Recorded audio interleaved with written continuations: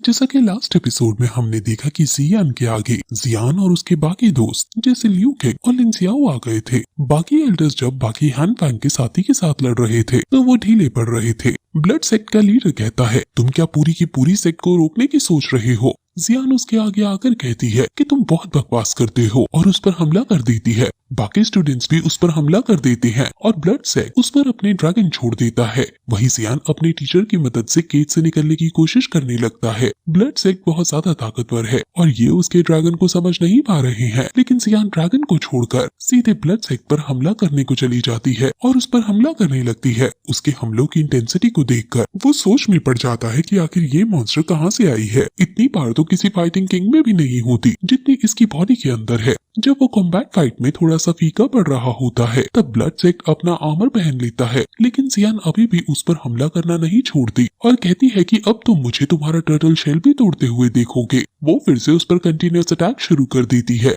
लिन Siya Liu king से कहता है कि अब समझ में आया कि जियान नंबर 1 क्यों है। अब ब्लड सेक्ट को भी गुस्सा आ जाता है और वो उसको पंच मारकर पीछे हटा देता है और फिर अपने ब्लड सेक्ट से बहुत बड़ा हाथ क्रिएट करके जियान के ऊपर छोड़ देता है। जियान को यह अटैक लगने ही वाला था कि तभी लियू किंग वहां आकर उसके अटैक को तोड़ देता है। अब वहां लियू और जियान के दोस्त भी आ जाते हैं और उन्हें लड़ता हुआ देखते हैं। ये भी लड़ना चाहते हैं लेकिन ये उड़ नहीं सकते, इसलिए इनके पास केवल देखने के अलावा और कोई रास्ता नहीं है। ब्लड सेक्ट समझ गया है कि कैनन कॉलेज के ये स्टूडेंट बहुत ज्यादा शक्तिशाली हैं। अब लिन सिया भी वहाँ आता है और किंग जियान गैंग का यूज उस पर कर देता है और उसका ये शक्तिशाली अटैक ब्लड सेक्ट को लगने ही वाला होता है कि तभी ब्लड सेक्ट उसको अपनी पावर से रोक देता है और उस पर काउंटर अटैक कर देता है, जिससे लिन सिया घायल होकर नीचे गिरने लगता है। जियान गुस्से में ब्लड सेक्ट को मारने जाती है लेकिन ब्लड सेक्ट को कुछ नहीं होता और फिर वो अपने शक्तिशाली अटैक जिसका नाम ब्लड फैगोसाइटिक मार्क है उसका यूज करता है और जियान पर अपने अटैक को छोड़ देता है। जियान इसकी पार जानती थी, इसलिए और किसी को नुकसान ना पहुंचे वो सबसे पहले अपने साथियों को अपनी पार से दूर धकेल देती है और फिर उस पर वो काउंटर अटैक करती है, लेकिन उसका अटैक ब्लड सेक्ट के सामने कुछ नहीं और फिर ये अटैक वो खुद में लेने लगती है कि तभी वहाँ जियान आ जाता है और वो अपनी छोटी सी फ्लेम उस पर छोड़ता है और उसका पूरा अटैक चलकर भस्म हो जाता है। जियान कहता है, अपना वो अटैक छोड़ते वक्त तुम्हें शर्म तो नहीं आई होगी ना? जियान को देखकर सभी एल्डर्स काफी ज्यादा हैरान हैं और एल्डर फैटी समझ जाते हैं कि जो लड़का युन लैनसोंग को अकेले चकमा देकर भाग सकता है उसके पास अभी के लिए कोई ना कोई ट्रम्प कार्ड तो होगा ही। एल्डर फैटी अब उसे कहता है कि तुम बस ये होप करो कि दिन वापस ना आ जाए, क्योंकि अगर वो आ गए तो तुम्हारी खैर नहीं। हान फैंग कहता है कि तुम्हारे पास एलियन फायर है और तुमने इसे सील कर रखा है, ये रूल्स के खिलाफ है और मैं तो बस रूल्स की रक्षा के लिए यहाँ आया हूँ। ये हिपोक्रेसी सुनकर एल्डर फैटी कहता है कि एलियन को फिर अपने लिए रिफाइन करना रूल्स के खिलाफ नहीं है। हान फैंग जियान को देखता है और उसे कुछ फेमिलियर सी फीलिंग आती है। वहीं elder Su Quan combine gold and silver को हराने में कामयाब हो रहे थे और अब वो कुछ हारता हुआ सा नजर आ रहा था, इसलिए वो अब अपनी फ्लेम्स का यूज करके एल्डर फैटी से लड़ने का डिसाइड करता है। वहीं जियान अब अपने दोस्तों को पहले हीलिंग पोशन देता है और जियान से पूछती है कि आखिर तुम्हारी पार 2 लेवल कैसे ऊपर बढ़ गए? तुम 2 हुआंग बन गए हो, लेकिन कैसे? ऐसी कौन सी पावरफुल मेडिसिन तुमने खाई है? जियान कहता है कि ऐसी कोई मेडिसिन नहीं होती, अब पहले मुझे तुम इससे लड़ने दो। जियान कहती है कि अगर तुम्हें कोई भी जरूरत पड़े तो हमें बुला लेना और फिर वो तीनों नीचे चले जाते हैं और वो जियान को देखते हैं और समझ जाते हैं कि जियान अब नंबर 1 है। ब्लड सेक्ट कहता है कि मैं नहीं जानता कि तुम इतने ताकतवर हो कि मेरे अटैक को रोक दिया। अब समझ आया कि फैन लिंग यानी मेरे बेटे को तुमने इतनी आसानी से कैसे मार दिया। जियान कहता है कि इसका फैन लिंग से कोई लेना देना नहीं है, तुम ब्लैक हॉर्न रीजन के आदमी हो और तुम्हें पता है कि वहाँ लाइफ की कीमत कितनी सस्ती है। अब ये मत कहना कि ब्लड सेक्ट में कोई भी यंग मास्टर नहीं जो उसकी जगह ना ले सके। तुम्हारे यहाँ कोई किसी की केयर नहीं करता है। ब्लड सेक्ट को अब बहुत ज्यादा गुस्सा आ गया है और वो अपने अब सबसे पावरफुल अटैक को करने का डिसाइड करता है, क्योंकि वो अब जियान को जान से खत्म करना चाहता है। जियान भी सिचुएशन को समझकर बुद्धा लोटस फायर को तैयार कर लेता है और हान फैंग जब ये देखता है तो हैरान हो जाता है, क्योंकि ये क्विंग लियान डिक्सन हुआओ है जो एलियन फायर में रैंक 19 पर है, यानी इतनी स्ट्रेंज फायर इस बच्चे के पास है।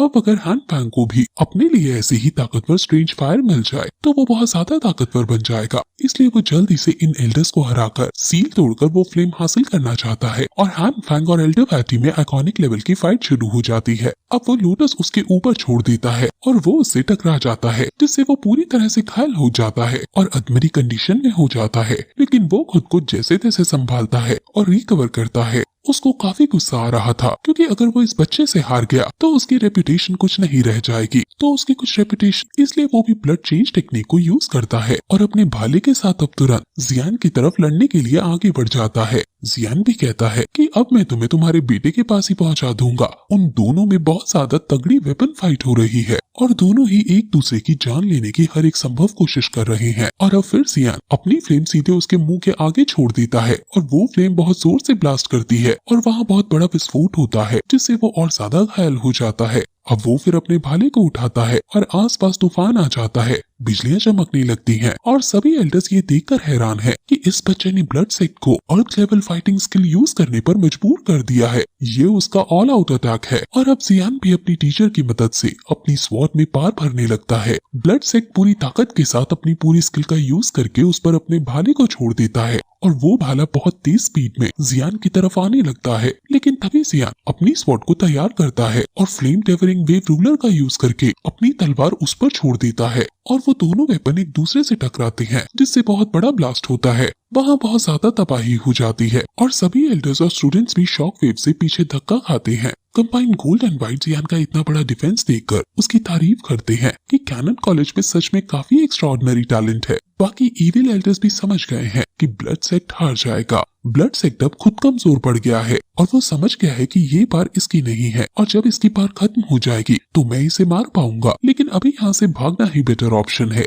ये सोचकर वो वहाँ से भागने लगता है। जियान उसे जब भागता हुआ देखता है तो उसका पीछा करने लगता है और कहता है कि आज तुम्हें मरना ही होगा। उनमें चेज स्टार्ट हो जाता है और जियान उसे पकड़कर पीटने लगता है। सभी स्टूडेंट्स ये देखकर काफी खुश होते हैं। वहीं वो मॉन्स्टर भी सील को तोड़ने की हर एक कोशिश कर रहा है। जियान उसको नीचे पटक देता है और वो अब उसको जान से मारने के लिए अपनी फ्लेम से उस पर हमला करने लगता है, लेकिन वो तुरंत उसे डॉज कर लेता है। ये उसकी एस्केप सीक्रेट टेक्निक है, लेकिन हर बार जब भी वो उसे यूज करता है तो उसका ब्लड सेल म्यूटेट हो जाता है, यानी एक तरह से पोल्यूट हो जाता है। वो जियान के आगे अपनी जान की भीख मांगता है और कहता है कि तुम मेरे छोटे भाई की तरह हो। एक्चुअली हमारे बीच एक मिसअंडरस्टैंडिंग हो गई थी। जियान हंसते हुए कहता है कि अभी क्लियर कर देता हूँ सारी मिसअंडरस्टैंडिंग, और ये कहकर वो उस पर फिर से हमला कर देता है। लेकिन बार बार वो एस्केप सीक्रेट टेक्निक का यूज करके बचने लगता है और उसका ब्लड बहुत ज्यादा पोल्यूट होने लगता है। जियान कहता है कि देखते हैं कि तुम कितना पोल्यूट ब्लड सह पाते हो। अब वो और भी ज्यादा उसे पकड़ पाता। टार के अंदर हलचल होने लगती है, यानी वो मॉन्स्टर सील को तोड़ने ही वाला है और सभी एल्डर्स और इविल एल्डर टार को देखने लगते हैं और फिर ये एपिसोड यहीं खत्म हो जाता है।